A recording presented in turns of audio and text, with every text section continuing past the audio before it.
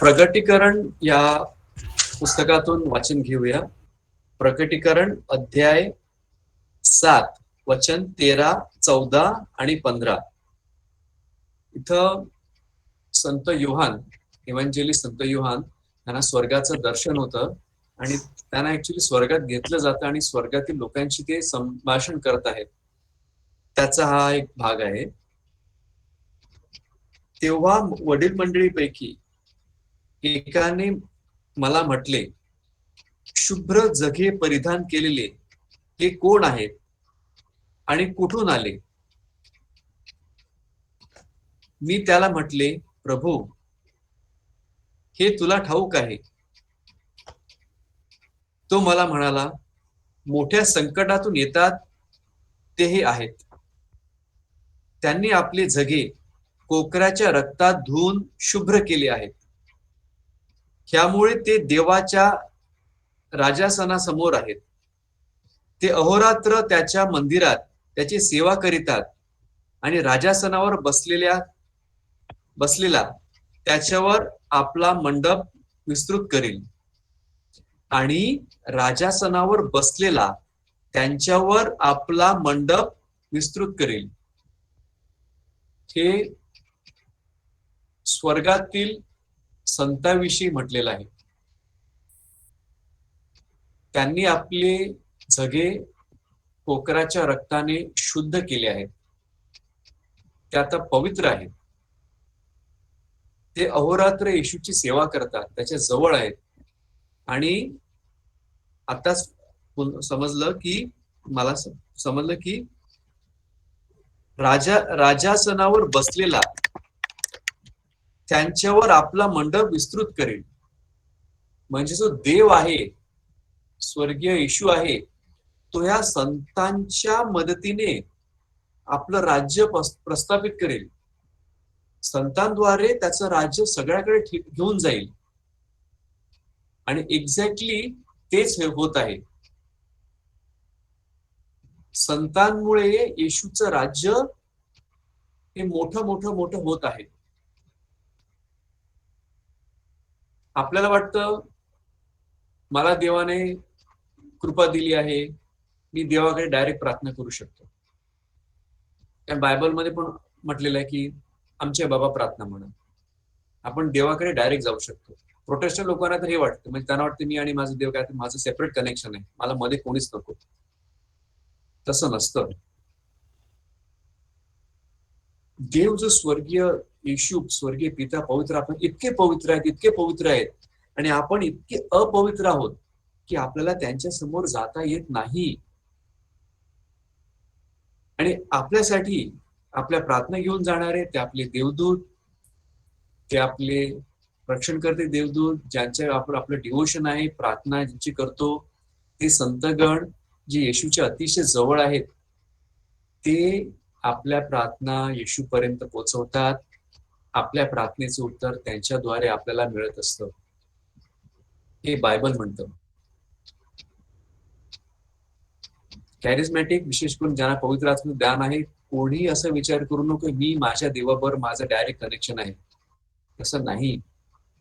आपल्याला देवदूतांची, आपल्याला संतांची अतिशय जास्त गरज आहे. आणि जेवढा माणूस पवित्र आहे तितकं त्याची अपात्रता त्याला जाणवते.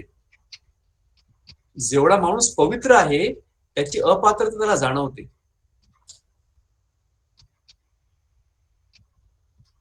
तेव्हा आपल्याला जाणवतं की आपण खरोखर अपवित्र आहोत, जाऊ शकत नाही, पुढे जाऊ शकत नाही. मग संतांच्या सहाय्याने जायचं असतं. तर संत हे स्वर्गातील आपले मित्र आहेत. आपल्यासाठी अतिशय स्ट्रॉंग, अतिशय मजबूत देवाने नेमून दिलेले आपले मित्र आहेत. कधी कधी पृथ्वीवरच्या लोकांना असं वाटतं की माझा कोणतरी MLA ओळखीचा असता, माझा कोणतरी मंत्री ओळखीचा असता, तर माझं काम पटकन झालं असतं. आणि असं लोक प्रयत्न करतात, याची ओळख काढा, त्याची ओळख काढा, त्याला मस्का लावा, स्वर्गात पृथ्वीवरील काम करून घेण्यासाठी. परंतु स्वर्गात आणि प्रत्येक ठिकाणी जर आपल्याला खरोखरी कोण मदत करणार, ती म्हणजे आपले स्वर्गीय मित्र संत. मी मागे सांगितलं एकदा उदाहरण दिलेलं की वॅक्सिन घ्यायचं होतं. तर एकाच्या ओळखीला माणसाला सांगितलं की वॅक्सिन ओळख आहे, कुठे कसं घ्यायचं. त्याने मला फोन केला, मी तुला माझी ओळख आहे, माझी हे केलंय, मी तुला सगळं करून देतो, तू ये. तर जायच्या अगोदर मला फोन कर. तर फोन कर, नाही ना आज नाही, त्यांचं काहीतरी डोस कमी झालाय, आज नको येऊ. दुसऱ्या दिवशी रे, नाही आज त्यांची काहीतरी हेड ऑफिस माणसाला ह्याला काय करता येत नाही. त्यांना असं 2-3 झालं, ठीक आहे बरं, तुला आता मी काय बोललोच नाही. तर त्या आमच्या मम्मीने सांगितलं, तू जा, आज तू जा. पवित्र व्यक्तीने सांगितलं आज तू जा. मी गेलो, ती सांगितलं डोस संपल्यात, आम्ही तसेच उभे राहिलो. पटकन 3 बाटल्या परत आल्या. 36 लोकांचं काम होतं त्याच्यामध्ये, मी 9वा का 10वा होता. जेव्हा वाटत नव्हतं की डोस मिळत, दुपारीच निघून गेलेलो, वॅक्सिन पहिला डोस मिळाला. माणसाने कुणास ओळख दाखवली होत नाही, पवित्र माणसाने सांगितलं त्याप्रमाणे आज्ञा पाळली होत असतं. हे असंच आहे. जर पृथ्वीवर व्यक्ती तिच्या आशीर्वादाने आपल्याला सांगते, आणि ज्यांना 2 वाजता सकाळी जाऊन डोस मिळत नाही, 3 वाजता सकाळी जाऊन डोस मिळत नाही, ते दुपारी 1-1:30ला जाऊन दुपारी आरामात डोस कसा मिळतो.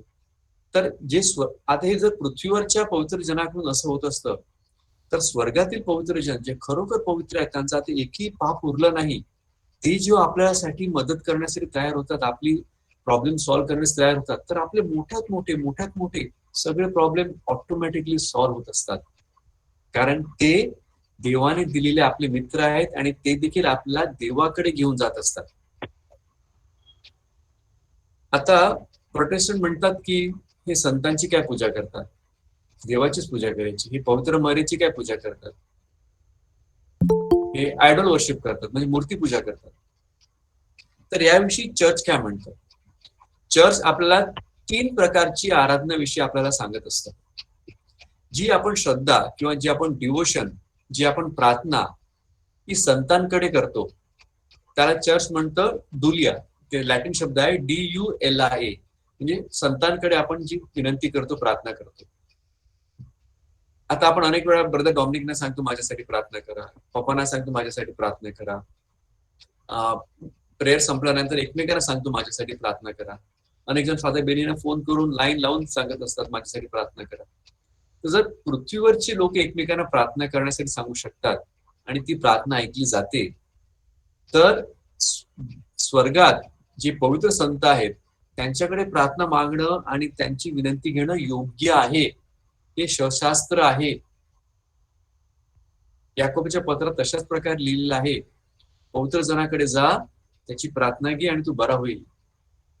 जर पृथ्वीवरच्या पवित्र माणसाने प्रार्थना केली तू बरा होणार, तर स्वर्गातील पवित्र माणसाने प्रार्थना केली तू लगेच तुझे प्रॉब्लेम सॉल्व्ह होणार. ते झालं डुलिया. आता आपण पवित्र मरीची आराधना करतो, त्याला म्हणतात हायपर डुलिया, कारण आपण पवित्र मरीला इतर संतांपेक्षा अधिक मानतो.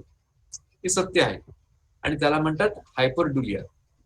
आणि त्याच्या व्यतिरिक्त म्हणजे जो खरा देव परमेश्वर ज्याचीच आपण आराधना करतो, पिता, पुत्र आणि पवित्र आत्मा, आणि जे संत आणि जी पवित्र मरी आपल्याला ह्या 3 व्यक्ती एक देवाकडे नेत असते, त्यांची जेव्हा आपण आराधना करतो ना, लॅट्रिया म्हणतात, LATRIA, लॅट्रिया.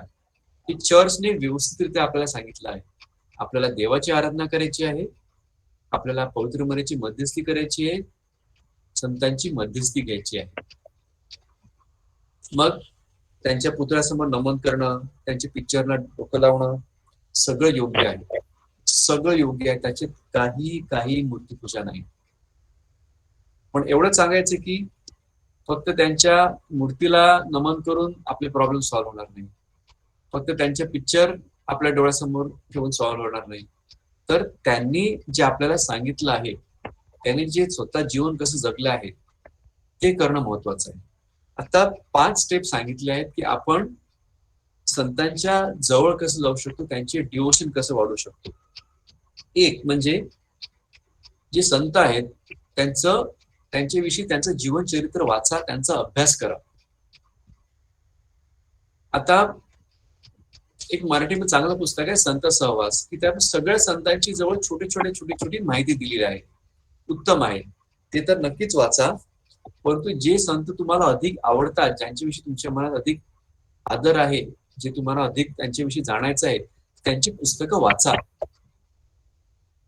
मी अनेक वेळा पवित्र मनीविषयी सांगत असतो, तिची पुस्तकं वाचतो, तिच्याविषयी अनेक टॉक ऐकत असतो.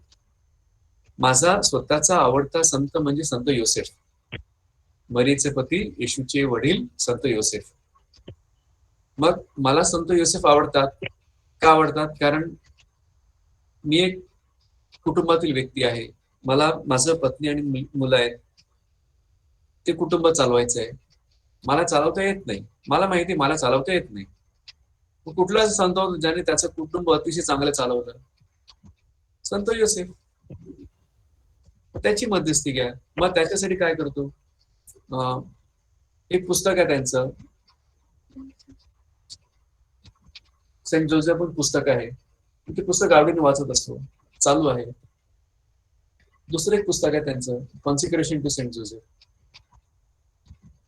ते देखील पुस्तक वाचत असतो.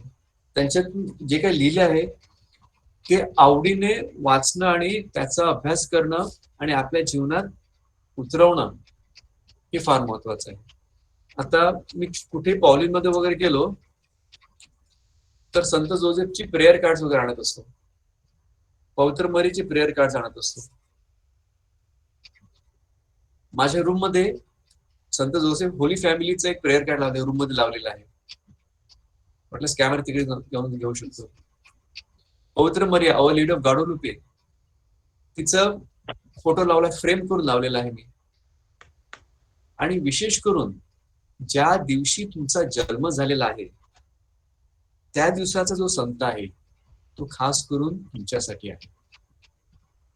ज्या दिवशी तुमचा जन्म झालेला आहे त्या दिवसाचा जो संत आहे तो खास करून तुमच्यासाठी आहे. आपला जन्म अमुक तारखेला झाला की आई वडील एकत्र आले कुठल्या तरी दिवशी आणि कुठल्या दिवशी जन्म झाला, तसं नाही. तुमचा जन्म कुठल्या देशात, कुठल्या राज्यात, कुठल्या कुटुंबात, कुठल्या वर्षी, कुठल्या दिवशी होणार हे देवाने सर्व ठरवून दिलं आहे. नंतर आपण चायनीज ची चाचू करत असतो, नंतर कुठेतरी आफ्रिकेत जन्मलो असतो, कुठे अमेरिकन पांढऱ्या केसामध्ये जन्मलेला असतो.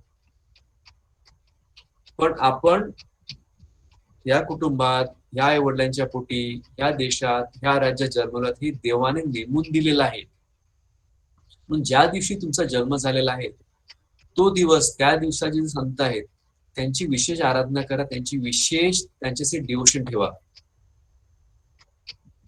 आता माझा जन्म 29 सप्टेंबर, तो 3 महादूतांचा सण, संत आर्चेंजल मायकल, आर्चेंजल गॅब्रियल, आर्चेंजल रफायल. मग मागे मी सांगितलं आर्चेंजल मायकलची रोजरी आहे ती मी करत असतो. माझ्या रूम मध्ये आर्चेंजल मायकलचा पिक्चर लावलेला आहे, त्याची नोवेनाची प्रार्थना ती मी करत असतो, कारण ती आपल्यासाठी आठवण आहे. आणि अजून सुद्धा सांगतो की अनेकांची नावं संतांच्या नावाप्रमाणे दिलेली आहेत. संत डॉमिनिक, संत अंतोनी, संत तेरेजा, संत लुसी, मी समोर दिसतात ती नावं सांगतो. संत मरिया आहे, त्यांची विशेष भक्ती करा, कारण तुमचं नाव त्या संतांचं नावाचं आहे आणि संतांना तुम्ही आवडता, त्या संतांना तुम्ही विशेष आवडता, त्या संतांची भक्ती अधिक करा. आमचे पप्पा संत अंतोनी, संत अंतोनी सांगतो कारण आपण संत अंतोनीला अनेक वेळा अनेकांची आवडीची आहेत. मंगळवारी नवेना करतो, पापा देखील नवेना करे, त्याप्रमाणे जगायचे. आणि खात्रीपूर्वक सांगतो ज्या संतांची आपण भक्ती करतो त्यांचे सद्गुण आपल्यामध्ये येत असतात, त्यांचे सद्गुण आपल्यामध्ये येत असतात. आता संत अंतोनीची ख्याती काय? हरवलेल्या वस्तू सापडणं, शोधून देणं. मग अनेक वेळा माझ्या घरातली माझी कधी चावी हरवली, मग मी हसते, बघा ती किती माहिती आहे, काहीतरी फाईल हरवली, इथून सगळं शोधून होणार, काय मिळत नाही. मग मी सांगेन तू जा ऑफिसला, पप्पा येतील शोधतील. आणि ती काय घर नाही शोधत, उचलली घेरे, फाईल हरवली आहे घेरे, हे कुठे ठेवलंय, तिथे बघितलं का, जा बघ, मग त्या माझ्या पॅन्ट मध्ये ती वलाडीवर आहे पॅन्ट, त्याच्यात चावी मिळते मग माझी. हे आम्ही अनेक वेळा अनुभवलेलं आहे. एका घरी गेलेले, कपाट 4 दिवस उघडत नाही. काय झालं, पप्पाने चावी घेतली, हलवलं, कपाट उघडलं. कसं उघडलं? उघडलं. कारण जेव्हा आपण त्या संतांप्रमाणे जगतो, त्या संतांची आराधना करतो, त्याप्रमाणे वागतो, त्या संतांचे गुण आपल्यामध्ये येत असतात. बरोबर आहे. त्या संतांचे गुण आपल्यामध्ये येत असतात. आता मी जर उजव्या हाताची एक्सरसाइज केली तर माझा उजवा स्ट्रॉंग होणार. मी डाव्या हाताची एक्सरसाइज केली तर माझा डावा स्ट्रॉंग होणार. ज्या भागाची मी एक्सरसाइज करतो ते स्ट्रॉंग होणार. आता मी बायबलचं स्तोत्र वाचली तर स्तोत्राचे गुण माझ्यामध्ये येणार. शुभवर्तमान वाचलं, शुभवर्तमान गुण माझ्यामध्ये येणार. म्हणून सगळं बायबल वाचायचं आहे, कारण सगळे गुण आले पाहिजेत. हे महत्वाचं आहे. तर जे संत आपल्यासाठी आहेत त्यांची आवडीने आठवण करा, आणि त्यांची ती भक्ती आहे त्यांच्याविषयी. त्यांनी आता फर्नांडो कोणाला माहितीये? Fernando of Padua. Fernando of Padua माहितीये आपल्याला? संत अंतोनी ऑफ पादुआ माहितीये? संत अंतोनीचं खरं नाव फर्नांडो. संत अंतोनीचं जन्माचं नाव फर्नांडो. संत अंतोनीला पवित्रात वाढायचं होतं, म्हणून त्याने सेंट अँथनी ऑफ इजिप्त, जे एक मठवासी होते, 105 वर्ष जगले. त्यांना अनेक अशी दानं होती, अनेक असे म्हणजे अतिशय पवित्र होते.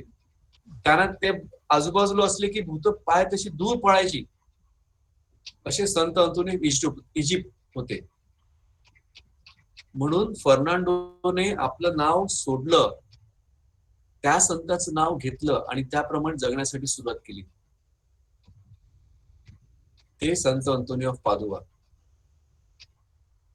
त्यांनी स्वतःसाठी स्वतःच्या नावासाठी नाही केलं. अनेक वेळा सिस्टर्स आपलं नाव बदलतात आणि दुसरं नाव घेतात. का? की मी सगळं जुनं मागे ठेवलं. काही कॉंग्रेगेशन सिस्टर्स पहिलं नाव मरिया घेतात आणि दुसरं नाव स्वतःचं ठेवतात. का? की मी मरियाप्रमाणे जगणार, ते आता माझं पहिलं नाव आहे. आपलं नाव आपल्याला बदलायचं नाही. जर आपल्याला कॉन्व्हेंटमध्ये गेले फादर, जर तिकडे नाव पोप सुद्धा नाव बदलतात. पोप बर्गोलिओने काय नाव घेतलं? फ्रान्सिस. कुठले फ्रान्सिस? सन फ्रान्सिस असिसी. ते गरिबांचे संत होते, त्यांची फार दया होती, म्हणून त्याप्रमाणे वागण्यासाठी प्रयत्न करत आहेत, त्याप्रमाणे जगत आहेत, म्हणून त्याचं नाव घेतलं.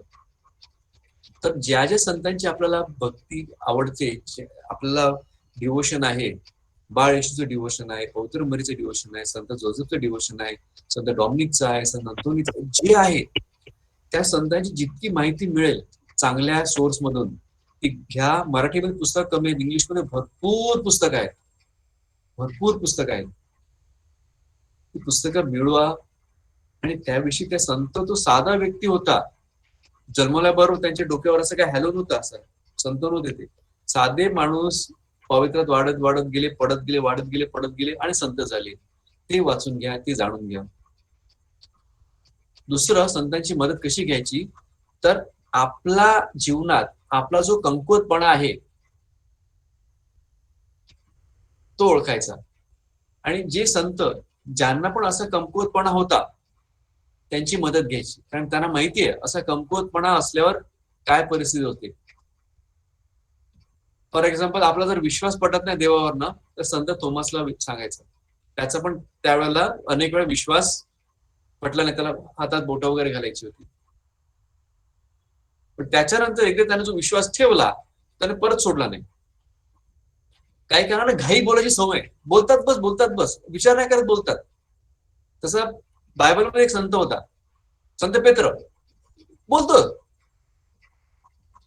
येशू सांगतो तुम्हाला फसवणार नाही फसवणार तुला. घाई बोलायची, अनेकांना घाई बोलायची असते. आपल्याला जर प्रॉब्लेम असेल ना, संत पेत्रला सांगायचं, संत पेत्रा, मला देखील हा प्रॉब्लेम आहे, तू माझ्यासाठी विशेष प्रार्थना. समजा कोणाला एखाद्या व्यसनाचा त्रास आहे, कुठल्याही प्रकारचं व्यसन असो, संतांना देखील खूप व्यसन होती, कोणाला आता संत अगस्तीन त्यांनी सगळ्या प्रकारची पापं केली, शरीराचं पाप केलं, वासना अवाक्या बाहेर जाते, अशांना यांचा प्रॉब्लेम आहे. त्यांनी संत अगस्तीनकडे विनंती करा. त्याला माहिती हे पाप किती भयंकर आहे, तो त्याच्यातून गेलेला आहे, त्याच्यावर त्याने कशी मात केली, म्हणून अशा संतांची मध्यस्थी करा. म्हणजे पद्धतशीर प्रमाणे एकच संत नाही, अनेक अनेक देवाच्या राज्यासमोर अनेक संत आहेत. त्या संतांद्वारे मंडप विसरायचा आहे, आपल्याला एकदम मोठं करायचं आहे. देवाची इच्छा आहे ती. आपल्याला दिलेले मित्र आहेत. जे जे गुण आपल्यामध्ये कमी आहेत आणि वाटतं की माझ्यामध्ये हा गुण असला पाहिजे, माझ्यामध्ये हा दुर्गुण आहे, त्यासाठी जे जे संत आहेत त्यांची मध्यस्थी घ्या. आता मरिया मग्दलेना, जिच्यामधून 7 भूत काढली, की जे बायबलमध्ये लिहिलंय की वाईट व्यवहारात देखील होती, पण एकदा येशूच्या मागे लागली, त्याच्यानं सगळं बंद. सगळं बंद. एक शंभरुनी स्त्री होती, 5 नवरे होते, 6व्या पुरुषाची राहत होती. एकदा येशूची संबंध आला, येशूला भेटलं, सगळं बदललं. एक भूतग्रस्त होता की ज्याच्यामध्ये हजारांनी भूत गेलेली. येशू त्याच्याबरोबर संपर्कात आला, त्याने लगेच जाऊन येशू सुवार्ता सांगितली. त्याला सांगितलं घरी जाऊन सांग, त्याने घरी पण सांगितलं, धक्का पोलीस पण जाऊन सांगितलं. हे खराब परिस्थितीतून आले आणि कसे पुढे गेले ते आपल्यासाठी आदर्श आहे. आता हा झाला दुसरा भाग. तिसरा भाग, जी गोष्ट आणि जी कृपा देवाने आपल्याला दिलेली आहे, त्या कृपेमध्ये जे संत वाटलेले आहेत त्यांची मध्यस्थी घ्या. फॉर एक्झाम्पल आपली तेरेसा ताई, तिला अनेकांची सेवा करण्याची फार आवड आहे, कोणाशी तरी मदतीला धावण्याची फार आवड आहे. मग देवाची सेवा करणारे कोण, तर पवित्र मरिया आणि मदर टेरेसा. तिने तर आयुष्य गरिबांच्या सेवेमध्येच घालवलं. मग जर आपल्यामध्ये तो गुण देवाने दिलेला आहे, तर तो वाढवायचा कसा, ऑलिम्पिक मेडल मिळवायचं कसं? तर जे संत त्या सद्गुणाने भरलेले आहेत त्यांचं सहाय्य घ्यायचं. आता कोणाला टॉक देण्याची देवाने देणगी दिली आहे, मग टॉक चांगले देणारे संत कोण होते? चार्ल्स बोरोमियो, संत पाद्रे पियो, संत अंतोनी, संत डॉमिनिक.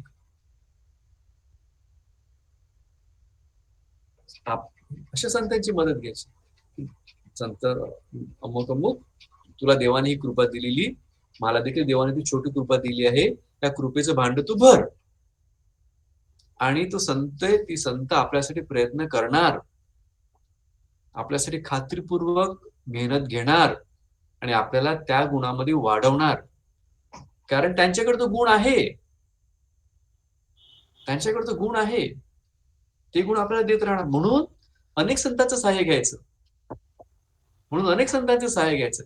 एका संताकडे 5 गुण आहेत, दुसऱ्या संताकडे 10 गुण आहेत, तिसऱ्या संताकडे दुसरे गुण आहेत. सगळे संतांचं मदत घ्यायची, आपल्यासाठीच आहे. आता आपण मदर टेरेसा ह्यांना सेवा करणार संत म्हणून ओळखतो. म्हणजे भिकारी दिसला, कुष्ठरोगी दिसला, कुजलेला माणूस दिसला तरी त्याची सेवा करेल, त्याच्या अंगावरची जखम धुवेल, स्वच्छ अंघोळ देईल, त्याला बँडेज बांधेल, जेवायला हाताने भरवेल. दरिद्री मुलगा दिसला, उचलेल, अंघोळ करील, खाऊ भरवेल. असं आपल्याला संत मदर टेरेसा विषयी माहिती आहे. आता आपण असे संतांचे गुण जेव्हा मागतो ना, तर अनेक वेळा काय मागतो माहिती का, कॅरिझमॅटिक देणग्या मागत असतो. म्हणजे काय, हिलिंगचे दान द्या, प्रार्थना करण्याचे दान द्या, हे अनेक वेळा आपण मागत असतो. संतांनी कधी असं मागितलं नाही, कुठल्याच संतांनी असं कधी मागितलं नाही. त्यांनी मागितली तर पवित्र आत्म्याची फळं. गलतीकारास पत्र अध्याय 5 वचन 22-23, त्यांनी मागितली देवाच्या पवित्र आत्म्याची फळं. आणि ज्या व्यक्तीमध्ये देवाच्या पवित्र आत्म्याची फळं आहेत, त्याच्यामध्ये आत्म्याची दानं येणार, हिलिंगचं दान येणार, ट्रॉफीचं दान येणार, विजेचं दान येणार, खात्रीपूर्वक. संत मदर तेरेसा विषयी अनेक गोष्टी माहिती नाहीत आपल्याला. ती आश्रम चालवत असताना एक वयोवृद्ध माणूस होता, ज्यानं उचलून आणलेलं, आणि त्याला औषधाची गरज आहे. डॉक्टर नवोदय दिली, औषध संपली. आता सिस्टरांकडे, मदरकडे पण पैसे नाही. ती एका केमिस्टकडे गेली आणि सांगते की मला औषधं पाहिजेत, माझ्याकडे आता पैसे नाही, पण मी तुला पैसे देईन, आले की देईन. त्या केमिस्टने तिला शिव्या घातल्या, शिव्या घातल्या, शिव्या घातल्या आणि पळून धावलं मदर टेरेसा. मदर टेरेसा त्या केमिस्टचे दुकान बाजूलाच थोडे उभी राहिली, पूर्ण रोजरी प्रार्थना केली त्या केमिस्टसाठी. पूर्ण रोजरी प्रार्थना केली त्या केमिस्टसाठी. आणि त्याचं मनाचं परिवर्तन झालं. जरा इथे काय पाहिजे, ठीक आहे. ती औषधे काढून दिली आणि सांगितलं पुन्हा जर पाहिजे असतील ना तरी परत ये. पण मदर टेरेसाने असा नाही विचार केला, माझ्या बापाला औषध पाहिजेत का, माझ्या पोराला औषध पाहिजेत का, तो मेला, दुसरा मेला, त्याच्यात मरू दे ना, मी काय विचार करू, याने शिवाय मी कशा शिव्या खाल्ल्या, असं नाही विचार केला. ज्या व्यक्तीने शिव्या घातल्या, ज्या व्यक्तीने खूप बोललं, त्याच्यासाठी प्रार्थना केली, त्याच्यासाठी प्रार्थना केली. आपण आपल्या व्यक्ती ओळखीसाठी प्रार्थना करतो, पण ज्याने आपला काही त्रास दिलाय त्याच्यासाठी प्रार्थना करतो का? आपलं चूक नसताना ज्याने आपल्याला त्रास दिलाय त्यांच्यासाठी प्रार्थना करतो का? हे संतांची गुण आहे. ते आश्रम, मदर टेरेसा विषयी सांगतो, आश्रम चालवत असताना एक दुपारी त्यांच्या सिस्टर आल्या आणि सांगतात, मदर, दुपारचं जेवण झालं, तेवढं जेवण आहे, रात्रीसाठी आपल्याकडे किराणा नाही. आणि 300-350 गरीब म्हातारे मुलं वगैरे सगळे आहेत, आपल्याकडे जेवण नाही. 350-400 लोकांचं जेवण आणायचं कुठे आज रात्री? मदर टेरेसाकडे मिरॅक्युलस मेडल होतं, ती मदर मेरीचं मेडल आहे, आणि ती हजाराने वाटायची.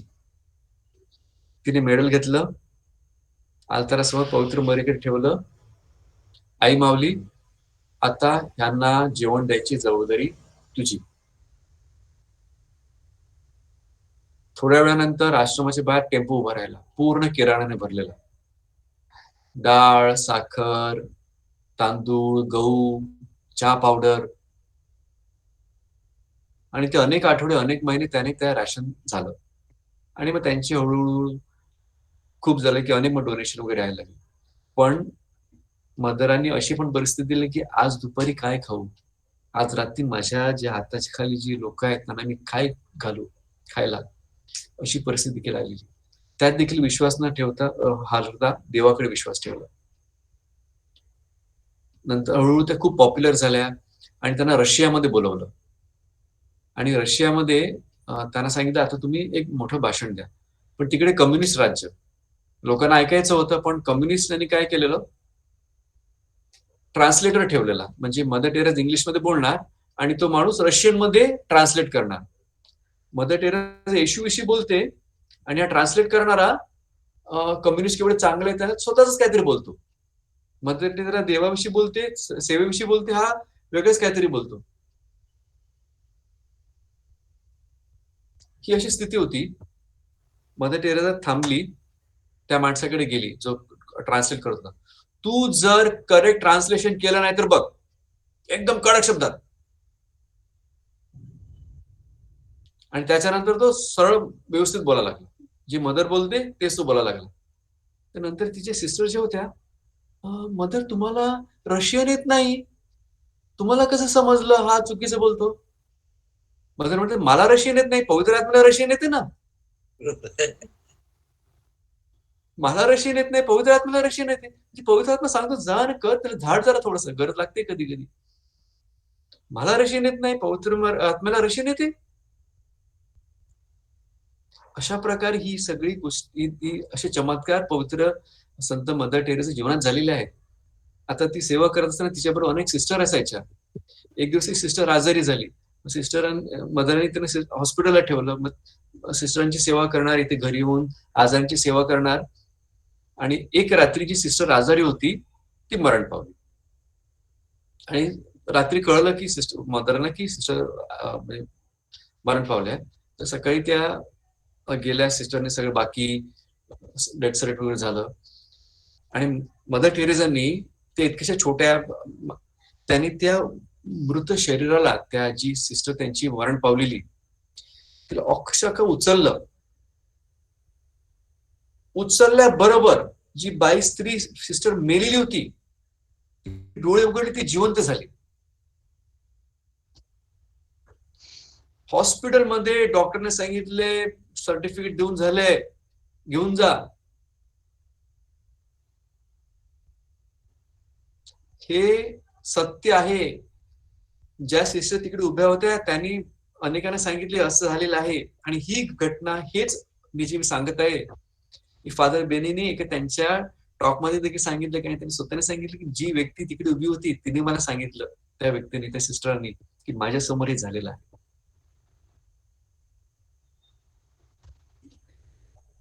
जेव्हा आपण पवित्र आत्म्याची दानाची मागणी करतो तेव्हा आपल्या जीवनात इतका फरक नाही पडणार.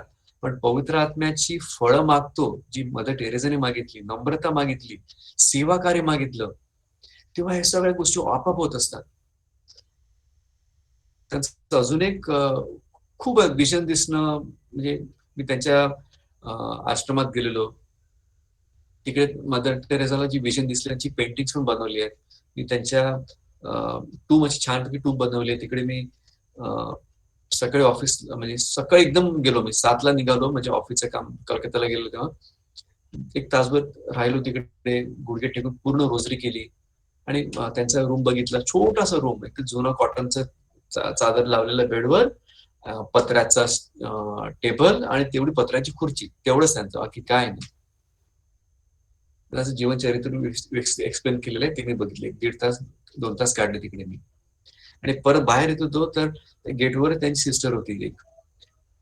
तुम्ही असं परत आला, wait wait wait, you are praying there. मी प्रार्थना करत होतो. Yes sister. तर त्याने एक प्रेयर कार्ड दिलं आणि मदर टेरेसाचं लॉकेट दिलं. मदर टेरेसाचं प्रेयर कार्ड दिलं, माझ्याकडे अजून आहे ते. मदर टेरेसाचं प्रेयर कार्ड दिलं आणि लॉकेट दिलं.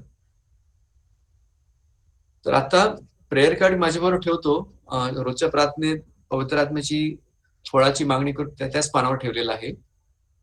पण आमचा एक बंधू होता की जो अतिशय चांगला सेवा कार्य करायचा. म्हणजे ज्या वेळेला गेल्या वर्षी लॉकडाऊन झाला आणि सगळे मजूर कामगार आणि करायला काय नव्हतं ते चालत चालत चालत आपल्याकडे गावी वगैरे निघालेले, खायला काय नाही, रस्त्यावर काय नाही, तेव्हा हा बंधू जेवणाची पॅकेट घेऊन अनेक मित्र त्यांचे चिंचोटीला, हायवेला, अनेक ठिकाणी फिरायचा. कोरोनाची भीतीवर काय माहित नाही, 100 पाकिट रोज रोज 100 पाकिट टेम्पो भरून घेऊन जायचे.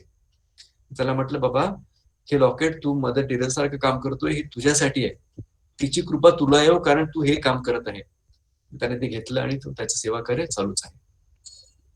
तर अशा प्रकारे जे आपल्याला दिलेले सद्गुण आहेत ते कसे वाढवायचे, जर त्या सेवेमध्ये जे जे संत पूर्णतः पारंगत झालेले आहेत त्यांचं सहाय्य घ्यायचं.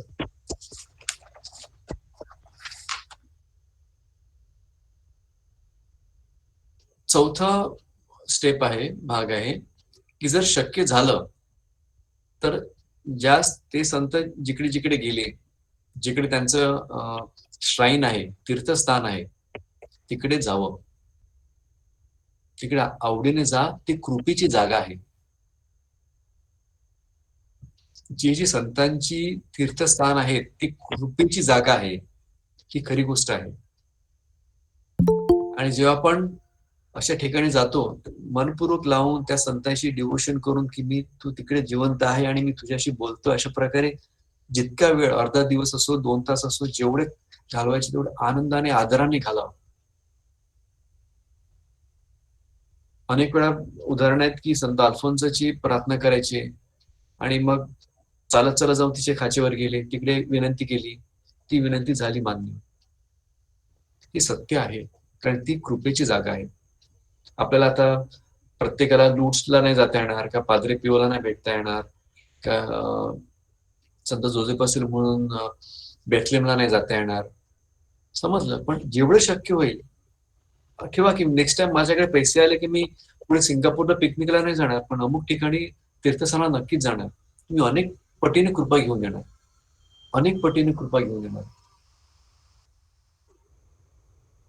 अजून पाचवा प्रकार की त्यांची स्टॅच्यू, त्यांची पिक्चर आपल्या घरात, आपल्या रूम मध्ये आपल्याला लक्ष देण्यासाठी, की माझ्यासाठी मी या संतांची आराधना करतो, आपल्याला आठवण करून देण्यासाठी. फक्त केस घेऊन येण्यासाठी नाही की आता तुझं माझं काम झालं तू इकडेच आहे, नाही. स्वतःला आठवण करून देण्यासाठी की मी तुला आदर देतो, तू माझा संत आहे, मी तू संत आहे म्हणून तुम्हाला मी आदर देतो, ती आठवण करून देण्यासाठी. त्यासाठी म्हणून मी आणि ही वाटतो मी ही आता मी दुखी माऊलीची पिक्चर आहेत, संत योसेफची पिक्चर आहेत, पादरी पिओचं पिक्चर आहे, मी अनेक आणतो आणि वाटतो.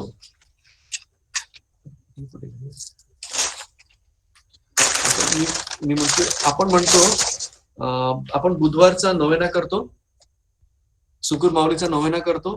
त्यात आपण काय पवित्र मरीला सांगतो, आज आम्ही तुझकडे येतो, मिळवलेल्या कृपादानाबद्दल आम्ही देवाचे आभार मानतो. हे नित्य सहाय्य करणारे माते, आम्ही तुझ्यावर प्रीती करतो. आमची प्रीती दर्शवण्यासाठी आम्ही नेहमीच तुझी सेवा करू व इतरांना तुझकडे आणण्याचा प्रयत्न करू असे वचन देतो. इतरांना तुझकडे आणण्याचा प्रयत्न करू असे वचन देतो. आपण दर बुधवारी पवित्र मरीला एक वचन देतो की मी इतरांना तुझ्याकडे आणेन. करतो का? करतो का? मग कसं करायचं? तर पवित्र मरिया ज्या गोष्टी करायची ती सांगितलंय त्या गोष्टी इतरांना द्यायचं. आता मी ह्या बेंतीने आहेत, हे मी अनेक 30-40 बेंती आणत असतो आणि वाटतो. घरी कोणाला 5 जण आले, 5 जणांना वाटल्या. ओळखीचं कोण त्याच्या घरी जाऊन त्यांना मी देत असतो, बाबा ही बेंतीन घाल, यात कृपा आहे, पवित्र मरीची आठवण या प्रकारे तुम्ही करणार. मदर टेरेसांना भेटण्यासाठी हजारांनी लोक यायचे, तर त्यांची एक असिस्टंट असायची, एक टोपलं भरून मिरॅक्युलस मेडल ठेवायची. मग मदर टेरेसा कोणी हात दिला, ती एक हात बास्केटमधून एक मिरॅक्युलस मेडल घेणार, God bless you mother Teresa सांगून. तिने लाखांनी मिरॅक्युलस मेडल्स वाटली. त्यांच्यासारखं करत नाही, पण माझ्याकडे असे मी 100 घेत असतो. 300 ऑलरेडी वाटून झाली की द्या. मागे सासरवाडी गेलो, 6 जणांना घेऊन दिली, तुम्ही घाला रे. काल मी सासरवाडी गेलो, छोट्या मुलीने घालून ठेवले, दिले, पण द्या. आपण आपल्या पवित्र मरियाला दरवेळेला वचन देतो की मी इतरांना तुझकडे आणण्याचा प्रयत्न करीन, वचन, पण ते कुठे आहे? आता आपण येशूच्या हृदयास कुटुंबाच्या समर्पणी प्रार्थना करतो. त्यात काय म्हणतो, आज आम्ही आम्हावर तुझा राजाधिकार जाहीर करतो, म्हणजे तू आता आमच्या पुढे, यापुढे आमचा राजा, व यापुढे आम्ही आमचे जीवन तुझ्या जीवनाप्रमाणे करण्याचे वचन देतो. मी माझे जीवन येशूच्या जीवनाप्रमाणे करण्याचे वचन देतो. ते आपण येशूला रोज सांगतो, रोजेच्या मध्ये.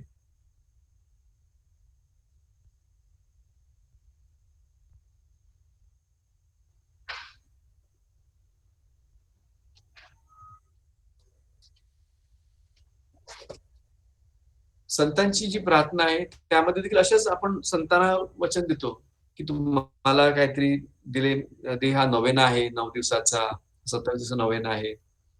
9 दिवस 27 दिवस हे अमुक केल्याने अमुक होते त्या प्रकारे नाही येते. ते आपण आपल्याला आठवण करून देण्यासाठी 9 दिवस करा. ही चर्चने गायडन्स दिलेला आहे.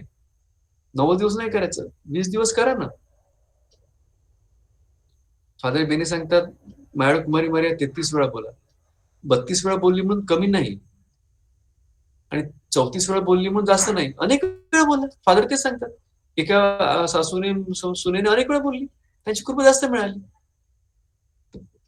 असे हेतू असा की आपल्याला एक आठवण राहते की मला अनेक वेळा ती प्रार्थना करायची, त्या प्रार्थनेमध्ये जगायचं आहे, आणि मरीने सांगितलं ते करायचंय, संतांनी सांगितलं ते करायचंय. आता मी संत जोसेफ चरित्र वाचतो, त्याने कसं कुटुंब चालवलं ते पण मला शिकायचंय. तुमचे आवडते संत आहेत, त्याने काय सांगितलं ते आपल्याला शिकायचंय.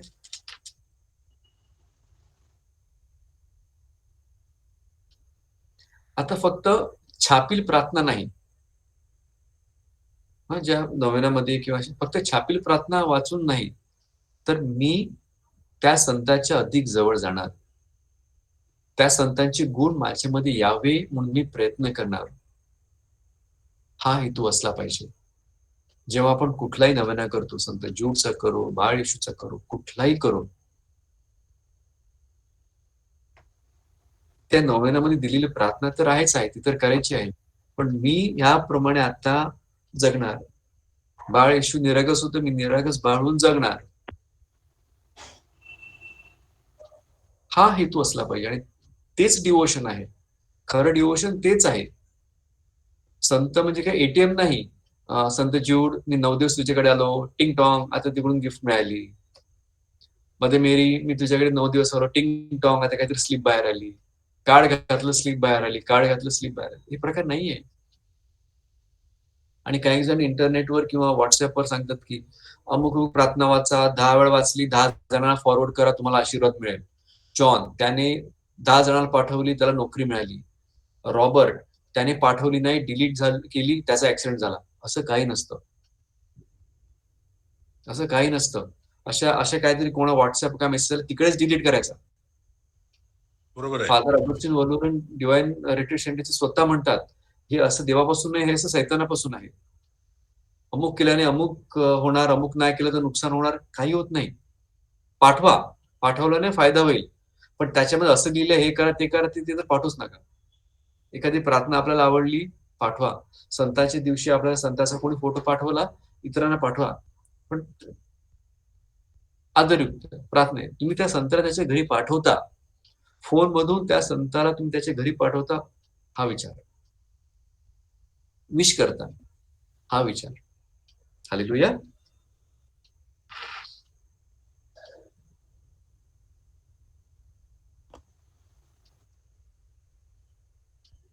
आता आपण संतांची भक्ती करतो, ही मूर्तीपूजन आहे. पुन्हा एकदा सांगतो मी, हे चर्चने मान्य केलेलं आहे.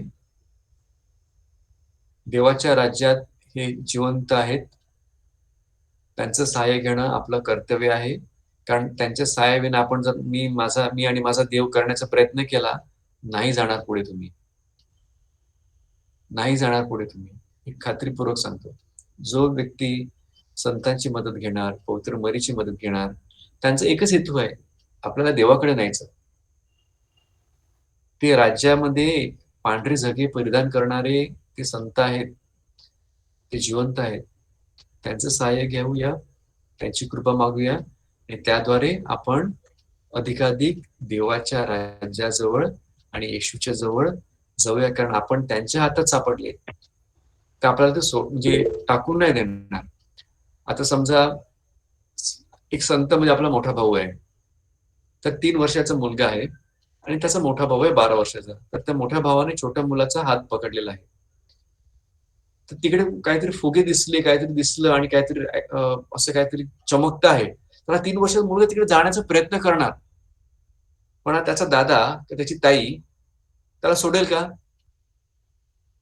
तिकडे धोका आहे, त्या ताईला माहिती आहे. आणि या मुलाला केवढं जरी जायचंय, तरी तो दादा किंवा ताई त्याला सोडेल का? नाही. नाही सोडणार.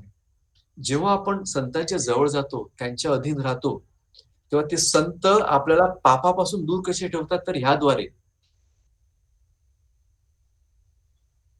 की त्यांच्या हातात पकडून ठेवा ना. आई मरी येशूला पकडू शकते, आपल्याला पण पकडू शकते. संत योसेफ येशूला आणि पवित्र मरीला सांभाळू शकतात, आपल्याला पण सांभाळू शकतात. हे जे संत ज्यांनी स्वतःचं पॅरिस सांभाळलं, स्वतःचं घर सांभाळलं, इथं 1000 लोकांना देवाकडे आणलं, आपल्याला पण देवाकडे देऊ शकतात. तर अटकायचं असेल ना, तर सैतानाच्या हातात अटकू नका, दुष्टांच्या हातात अटकू नका, संतांच्या हातात अटका. कारण ते आपल्याला वाईट मार्गाला जाऊ देणार नाही. कधीच नाही जाऊ देणार. नाही जाऊ देणार. अशा माणसाच्या हातात अटकायचं, कारण ते आपल्याला वाईट मार्गाला जाऊ देणार नाही. आता अशा प्रार्थनेमध्ये आपण म्हणतो की जे बेंतीन घालतात त्यांना कृपा मिळते, ते मरणाच्या अगोदर त्यांना साक्रामेंट वगैरे मिळणार. का? कारण देवाची कृपा आहे. आता बेंतीन घालणं म्हणजे पाप करण्याचं लायसन्स नाही. रोजरी करणं म्हणजे पाप करण्याचं लायसन्स नाही. मी रोजरी करतो आता काही करू शकतो, बेंतीन घालतो आता काही करू शकतो, तसं नाही. पण जेव्हा आपण बेंतीन घालतो, जेव्हा आपण रोजरी करतो, तेव्हा आपण आई मरीच्या जवळ जातो आणि ती आपला हात पकडते आणि ती आपल्याला पापाकडे जाऊ देत नाही. एखादी बेंतीन जे आपण घालतो ते आशीर्वाद केलेले आहे. संतांचा रेलिक त्यांचा स्पर्श जे पिक्चर जे आहे ते आशीर्वादित केलेलं आहे. दुरात्मे त्यांना घाबरतात. दुरात्मे त्यांना घाबरतात आणि आपण गळ्यात का घालतो त्या नावाचं? कारण मी त्याचा आहे, त्याची मालकी आपण ऍक्सेप्ट करतो. गुलामांना त्यांचं मालकाचं नाव कोरलेलं असायचं. त्यांच्या नावाचा पट्टा घालायचे ते गुलाम. ज्या वेळेला मी पवित्र मरियेचं पिक्चर घालतो, येशूचा क्रॉस घालतो, तर मी गुलाम आहे. मी ह्या येशूचा गुलाम आहे, मी पवित्र मरियेचा गुलाम आहे. हे मी सांगतो, कबूल करतो. फॅशनसाठी नसतं ते. म्हणून घालायचं आहे आणि घालायचं आहे. कारण अशा प्रकारची आशीर्वादित केलेली लॉकेट्स आहेत, त्याद्वारे खरोखर कृपा आहे. संतांची चित्र पाकिटमध्ये ठेवा. त्याद्वारे कृपा आहे. खरोखर कृपा आहे. पण नुसतं कृपा मागण्यासाठी नाही. माझं उदाहरण सांगतो. पवित्र मरियेचे डिव्होशन वगैरे आहे. मी रोजरी हातात ठेवतो. लास्ट टाइम दिल्लीला गेलेलो कोविडच्या अगोदर आणि महत्वाचं प्रेझेंटेशन होतं आणि एक आमच्या सिनियर बॉसने सांगितलं, अरे ही पण स्लाइड बोलायची आहे. तर ही स्लाइड कुठली? तर कंपनीच्या इन्व्हेस्टर्सना प्रेझेंटेशन दिली ना ती स्लाइड्स. म्हणजे कंपनी पुढे जाऊन काय करणार आहे. ज्याची मी तयारी पण केली नव्हती, मला माहित पण नाही. Can you speak? म्हणजे आता कधी कस्टमर येईल? तर मला काय चिंता आहे? देवाला जायचं आहे. I will speak. तर माझी तयारी करून हे बोल, हे बोल, हे बोल. ठीक आहे. मी फक्त एक आमच्यावर 3 नंबर बोलले त्यावेळेला, रोजरी हातात ठेवली. आई माऊली तू बोल आता. आणि ती स्लाइड ते जे बोलायचं होतं 5 मिनिटं सगळं व्यवस्थित झालं. फक्त ते 3 नोव्हेंबर केल्या म्हणून नाही. तर त्याप्रमाणे मरीशी भक्ती ठेवल्यामुळे, तिने सांगितलेलं केल्यामुळे होतात तसं. जे संत तुम्हाला सांगणार त्याप्रमाणे करा, त्याप्रमाणे वागा. त्यांचे गुण, त्यांची कृपा, त्यांचे आशीर्वाद येणार. हालेलुया. हालेलुया. प्रभूचा गौरव असो. आता आणि सदा सर्वदा. आता आणि सदा सर्वदा. प्रभूचा